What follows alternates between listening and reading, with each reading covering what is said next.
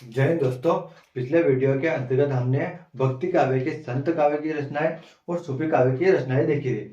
संत काव्य के अंतर्गत हमने गुरु नानक देव, कबीरदास, मलुकदास की रचनाएं और सूफी काव्य के अंतर्गत हमने मलिक मोहम्मद जायसी और इनकी रचनाएं देखी, मंजन वगैरह इनकी रचनाएं देखी थी। अब आज इस कड़ी में जो हमने हिंदी साहित्य की प्रमुख रचनाओं की शुरुआत करी है, इसके अंतर्गत हम राम भक्ति काव्य की रचनाओं के बारे में देखने वाले हैं। राम भक्ति काव्य की अगर हम रचनाओं की अगर बात करें तो ये इसके अंतर्गत जो रचनाएं बताई गई हैं वो रचनाओं के अंतर्गत प्रभु श्री राम के जीवन के बारे में बताया गया है या प्रभु श्री राम से संबंधित ये रचनाएं करी गई हैं। अगर इनकी कवियों की बात करें जाए तो राम भक्ति काव्य के अंतर्गत केशवदास, नरहरिदास, ईश्वरदास और तुलसीदास और रामानंद प्रमुख कवि होते हैं। अब हम इस वीडियो के अंतर्गत एक एक कवि को और उनकी रचनाओं के बारे में देखते हैं। तो स्टार्ट करते हैं हम केशवदास की रचना से। तो अगर केशवदास की अगर हम बात करें तो केशवदास की रचना है रामचंद्रिका।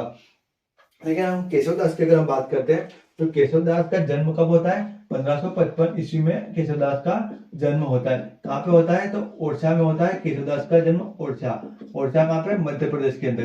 अगर हम बात करते हैं ओरछा की तो ओरछा जो है वो कहाँ पे?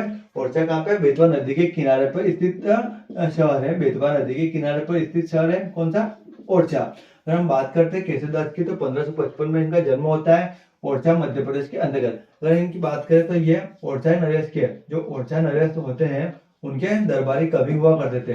कौन दरबारी कवि हुआ करते थे? कौन? केशवदास जी इनके दरबारी कवि हुआ करते थे।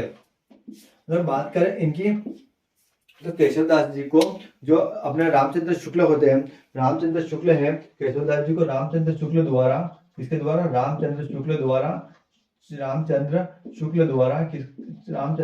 द्वारा कठिन कौन सा? कठिन काव्य का प्रेत कहा गया है। कठिन काव्य का प्रेत कहा जाता है किसके द्वारा? रामचंद्र शुक्ल के द्वारा। क्या कहा जाता है? कठिन काव्य का प्रेत। कठिन काव्य का प्रेत किसको? केशवदास जी को कठिन काव्य का प्रेत इनको कहा जाता है। अगर इनकी बात करें इनकी पुस्तक की तो इनकी रचना है रामचंद्रिका। इनकी प्रमुख रचना होती है केशवदास जी की। कौन सी रचना होती है? रामचंद्रिका इनकी प्रमुख रचना होती है। अगर हम रामचंद्रिका की अगर बात करी जाए तो रामचंद्रिका 3 भागों में इनके द्वारा लिखी गई थी। कितने? 3 भागों के अंतर्गत लिखी गई। तो पहले भाग की अगर हम बात करते हैं तो पहले भाग के अंतर्गत रामचंद्रिका के पहले भाग के अंतर्गत केशवदास द्वारा सरस्वती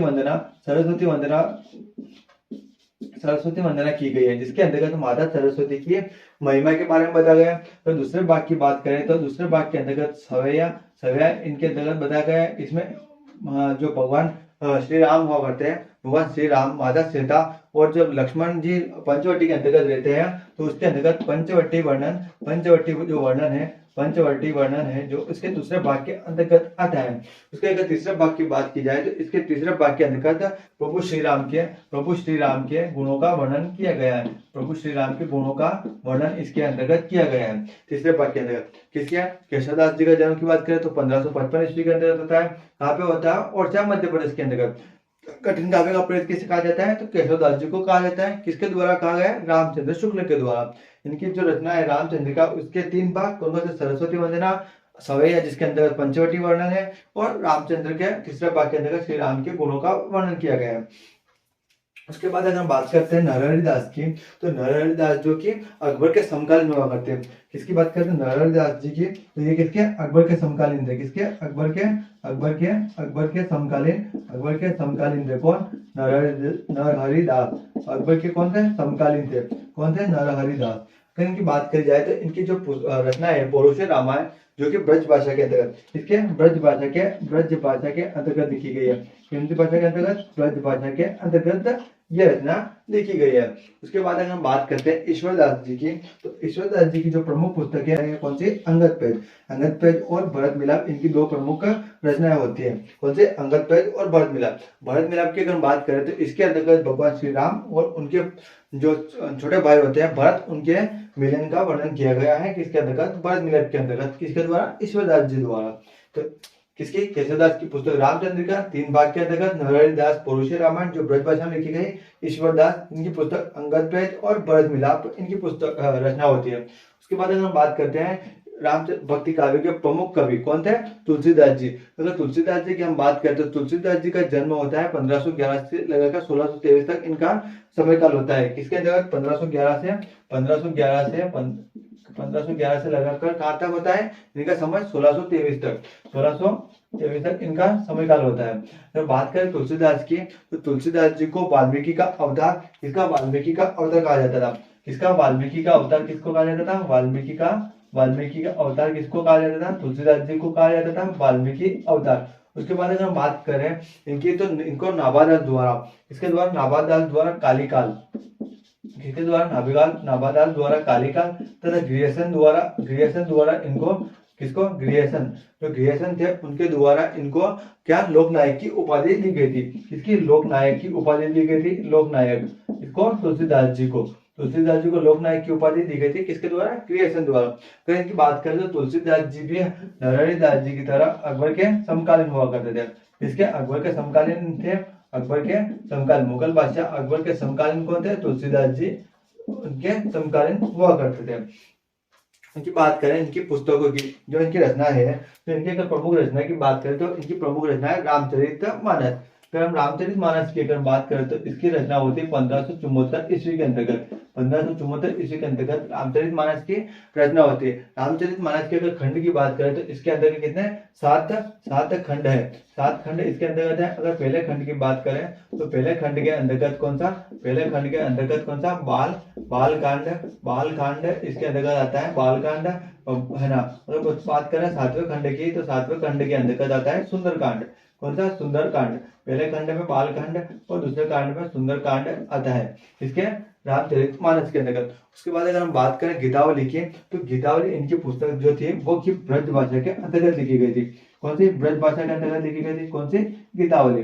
बात करते हैं कवितावली। कवितावली भी किसकी? तुलसीदास जी की रचना है कवितावली। अगर हम बात करते हैं कवितावली की तो इसके अंतर्गत कवित रामायण, कौन सी? कवित रामायण बताई गई है। कवित रामायण की रचना इसके अंतर्गत कवितावली के अंतर्गत होती है। उसके बाद बात करें कृष्ण गीतावली की तो कृष्ण गीतावली इनका सूरदास के मिलन के बाद, कब? सूरदास जी से मिलन के बाद कृष्ण गीतावली ये लिखते हैं। सूरदास जी से मिलन के बाद कौन सी भाषा के अंतर्गत लिखते हैं? तो यह ब्रज भाषा के अंतर्गत लिखी जाती है। कौन सी? ब्रज भाषा के अंतर्गत लिखी जाती है कृष्ण गीतावली, किसे? सूरदास जी से मिलने के बाद लिखी जाती है। उसके बाद अगर बात करें वैराग्य संदीपनी तो वैराग्य संदीपनी इनकी प्रमुख रचना है। विनय पत्रिका तुलसीदास जी की प्रमुख रचना है जो कि उनकी नवदा भक्ति, कौन सी? नवदा भक्ति के बारे में बताती है। नवदा भक्ति के बारे में बताती है। कौन सी? नवदा भक्ति के बारे में बताती है। कौन सी? विनय पत्रिका। उसके बाद बात की जाए तो कौन सी? दोहावली भी इनकी प्रमुख रचना है। अगर इनकी प्रमुख रचनाओं में और बात की जाए तो इनकी प्रमुख रचनाओं में कौन सी? एक और प्रमुख रचना होती है। कौन सी? इनकी प्रमुख रचना कौन सी? पार्वती मंगल। कौन सी? पार्वती मंगल इनकी प्रमुख रचना है। कौन सी? पार्वती मंगल। अगर पार्वती मंगल की बात की जाए तो इसके अंतर्गत किसकी? भगवान शिव और माता पार्वती की, कौन सी? भगवान शिव और माता पार्वती के विवाह के बारे में चर्चा की गई है। विवाह का वर्णन कहाँ में किया गया है? पार्वती मंगल के अंतर्गत। भगवान शिव और माता पार्वती के विवाह का वर्णन पार्वती मंगल के अंतर्गत। और इनकी दूसरी प्रमुख रचना है कौन सी? जानकी मंगल इनकी, किसकी? तुलसीदास जी की एक और जानकी मंगल इनकी प्रमुख रचना होती है जिसके अंतर्गत प्रभु श्री राम और माता सीता के विवाह का वर्णन किया गया है। माता सीता के विवाह का वर्णन किसके? विवाह का वर्णन किया गया है किसके अंतर्गत? जानकी मंगल के अंतर्गत। तो पार्वती मंगल के अंतर्गत शिव और पार्वती की विवाह का और जानकी मंगल के अंतर्गत राम और सीता के विवाह का वर्णन किया जाता है। इसके अकबर के समकालीन थे। गीतावली के अंतर्गत ब्रज भाषा के अंतर्गत लिखी गई है। कृष्ण गीतावली इनका सूरदास जी से मिलन के बाद ये कृष्ण गीतावली लिखते हैं जो कि ब्रज भाषा के अंतर्गत लिखी गई है। 1574 ईस्वी के अंतर्गत रामचरितमानस की रचना करते हैं जिसके अंतर्गत 7 खंड है। जिसके पहले खंड के अंतर्गत बालखंड और 7वें खंड में सुंदरकांड की रचना की गई है। उसके बाद बात करते हैं अपन रामानंद की। तो रामानंद की अगर हम बात करते हैं तो रामानंद को राम भक्ति काव्य का प्रारंभ इन्हीं से माना जाता है। राम भक्ति काव्य का जो प्रारंभ है वो रामानंद से ही माना जाता है। किसे? रामानंद से माना जाता है राम भक्ति काव्य का प्रारंभ। किसके द्वारा? रामानंद के द्वारा।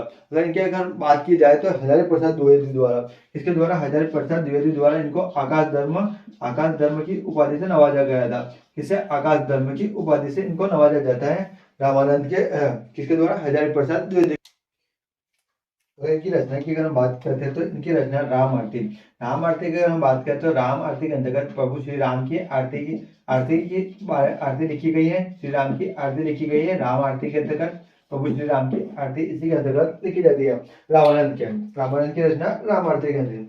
इस प्रकार देखा हमने कि राम भक्ति काव्य के अंतर्गत केशवदास की रचना रामचंद्र का 3 भागों में सरस्वती वंदना, इसके अंतर्गत माता सरस्वती की जो महिमा है उसके बारे में बताया गया। उसके बाद सवय के अंतर्गत भगवान श्री राम, माता सीता और लक्ष्मण का पंचवटी अंतर्गत जो रहते हैं उसका वर्णन किया गया है यहाँ पे सवय के अंतर्गत। और तीसरे भाग के अंतर्गत श्री राम के गुणों का वर्णन किया गया है। उसके बाद अगर हम बात करें नरहरिदास के लिए, इनके पौरुष रामायण, इनकी पुस्तक का इनकी रचना का नाम है पौरुष रामायण।